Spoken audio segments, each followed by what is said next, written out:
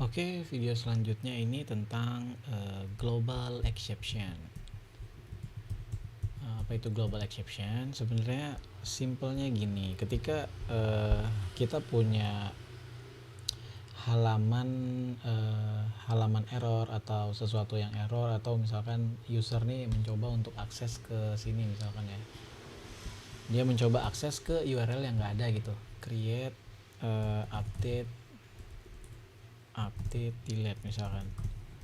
Kalau saat ini kan kalau misalkan ini enter, dia tuh kasih error white label error page gitu, dan itu kan kurang bagus dan kita nggak mau kasih lihat user kita dengan error default dari Spring Boot seperti ini. Maka ketika ada error, contohnya error 404 atau tipenya not found gitu, kita akan arahkan si user ini ke halaman error HTML. Contohnya gini ya, kita akan bikin dulu error HTML di folder templates. Kita buat filenya error.html. Oke, kita add ya, HTML5.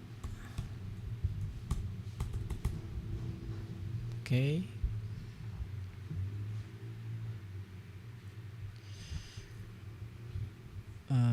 Kita coba ikutin ini aja HTML-nya. Jadi kita pakai layout yang sama kayak di tampilan page yang sebelumnya. Lalu kita butuh semacam exception handler. Jadi kita buat kelas baru, kita buat package baru dulu, namanya exception di sini. Nah, package-nya exception. Lalu kita buat kelas baru namanya global exception handler. Oke. Kita kasih controller advice. Nah, ini kuncinya. Controller advice. Gimana sih? Ulang. Kita kasih controller advice. Oke. Lalu kita buat kayak gini aja.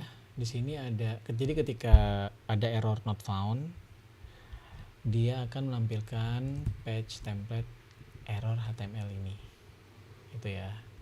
Terus kalau misalkan yang paling sering terjadi itu kayak error coding, itu biasanya di internal server error atau 500. Maka di bawah sini juga kita bisa arahin dia ke error ini. Gitu. Ini sama ya, dia akan panggil error.html. Oke, kita coba aja, kita running dulu. Terus kita coba buka endpoint yang sebenarnya tuh routing ini tuh nggak ada gitu, controller ini tuh sebenarnya nggak ada. Nah, dia akan menampilkan halaman ini. Misalkan to do controller ini kita bikin error ya, kayak tadi kan, kayak di video sebelumnya kita sempat bikin error itu di bagian ini kalau nggak salah. Misalkan ini kita bikin error ya, ini kita komen dulu, terus kita buat error seperti video sebelumnya ya.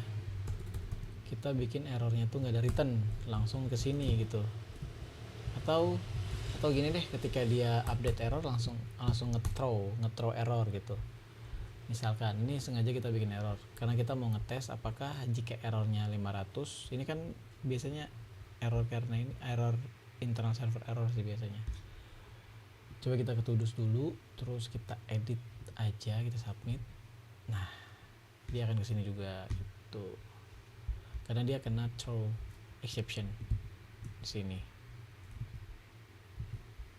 Oke, itulah gunanya global exception handler.